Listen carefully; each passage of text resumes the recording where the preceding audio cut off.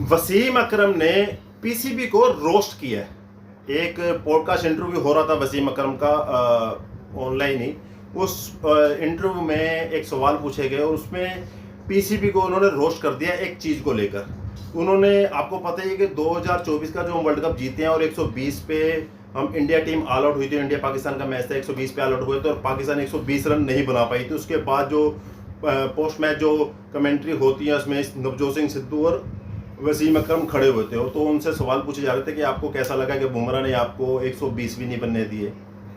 तब भी वसीम अकरम ने पाकिस्तान प्लेयर्स को रोस्ट किया था। ये चीज़ उन्होंने 2000 वर्ल्ड कप में बोली थी कि पाकिस्तान की टीम में अब जितने भी पुराने हैं, जितने भी सीनियर प्लेयर हैं, इनको धक्का मार के बाहर निकालो और इनके बदले डोमेस्टिक में जो यंगस्टर्स खेल रहे हैं उनको लाओ। चाहे कह रहे पता है मेरे को हमारी टीम हारेगी, कह रहे लेकिन ये इनसे बेहतर होंगे, वो खेल हार हार के जीतना सीख जाएंगे। लेकिन कह रहे ये सीनियर अब हार हार के जीतना नहीं सीखेंगे, अब ये हार के ही खेले रहे हैं। ये लीग्स खेलने वाले प्लेयर्स रह गए, इंटरनेशनल परफॉर्म करने वाले प्लेयर्स नहीं रह गए। और हाल ही में आपको पता है बांग्लादेश ने 23 साल बाद 23 साल में पहली बार पाकिस्तान को टेस्ट मैच हरा दिया, वो भी पाकिस्तान के अंदर 10 विकेट। अब उन्होंने प्लेयर्स को छोड़ के पीसीबी की मैनेजमेंट और पीसीबी के ऊपर उनको रोस्ट किया है। उन्होंने बोला कि भाई साहब, एक इंटरनेशनल टीम के पास कोच होता है, बैटिंग कोच होता है, फील्डिंग कोच होता है, आपका बॉलिंग कोच होता है और आपका जो स्ट्रेचिंग या ट्रेनिंग करने वाले कोच होते हैं। अलग अलग तरीके के कोच होते हैं जो टीम को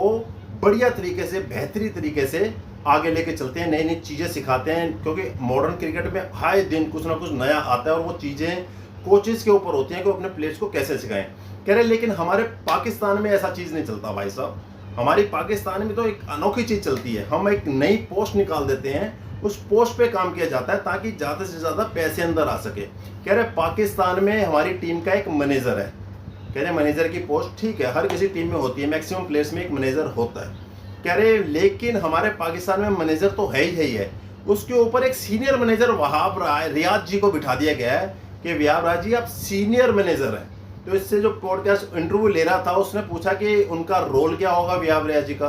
कह रहे ये मैं नहीं बता सकता भाई साहब, ये वहाब रियाज ही बताएगा कि मैनेजर से ऊपर सीनियर मैनेजर की पोस्ट का क्या काम होता है, वो क्या करेगा।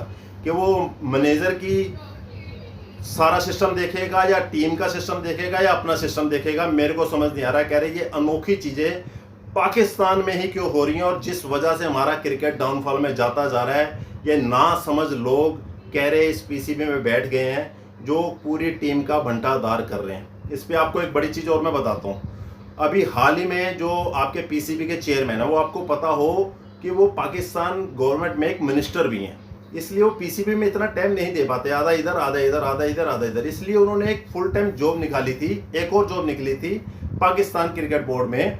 उन्होंने निकाला था कि हमें पीसीबी चेयरमैन का एक असिस्टेंट चाहिए जो उनके ना रहते हुए सारे सिस्टम को देखे।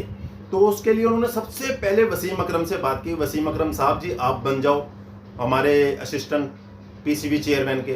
तो वसीम अकरम ने हाथ जोड़ दिया, कह रहा भाई साहब माफ़ करो, इतनी फजीयत आप पूरी दुनिया में अपने क्रिकेट की करा रहे हो, मैं उसका हिस्सा नहीं बनना चाहता, मेरे को पीछे रहने दो।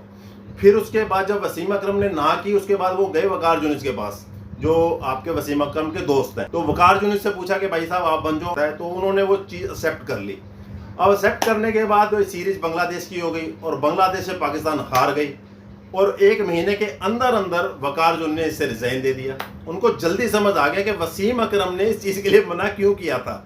इसी चीज़ के लिए मना किया था क्योंकि पाकिस्तान पीसीबी में आए दिन नई पोस्ट निकाल दी जाती है कि फलानी चीज़ निकली है, फलानी चीज़ निकली है, कि नए नए रूल्स बनाए जा रहे हैं, ना कि टीम को बेहतर किया जाए, टीम के लिए बेहतर कोच लाए जाएं, टीम के लिए बेहतर रूल और रेगुलेशन बनाए जाएं। क्योंकि पाकिस्तान की टीमें अभी पूरी गुटबाजी चल रही है, अभी तक चल रही है, चाहे जितना मर्जी ये बोल लें।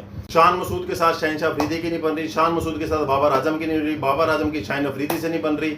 मतलब ये आपस में सीनियर प्लेयर एक दूसरे के साथ मिलकर चल ही नहीं रहे, तो टीम जीतेगी कैसे। यही हाल होगा और यही वसीम अकरम बोल रहे हैं कि पाकिस्तान में नए नए जॉब्स अपॉर्चुनिटी आपको पूरी मिलेगी, पैसा पूरा मिलेगा, लेकिन पाकिस्तान क्रिकेट का बेड़ा गर्क होता रहेगा।